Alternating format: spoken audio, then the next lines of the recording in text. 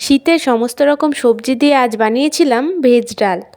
প্রথমে 250 গ্রাম মুগ ডাল কড়াইয়ে একটু নেড়ে চেড়ে নিয়ে প্রেসারে সিদ্ধ করতে বসিয়ে দেব।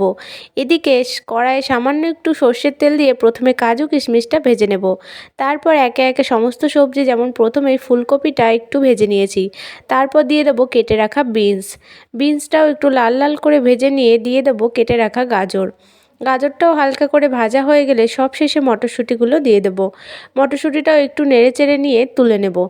তারপর কড়াইয়ে তেল দিয়ে তেজপাতা, শুকনো লঙ্কা এবং জিরে ফোড়ন দিয়ে আদা কাঁচা লঙ্কার পেস্ট দিয়ে দেব।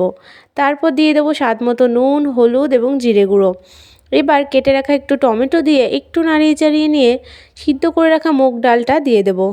এবার একটু জল দিয়ে পরিমাণ মতো নুন এবং চিনি দিয়ে একটু ফুটে গেলেই দিয়ে দেবো ভেজে রাখা সবজিগুলো।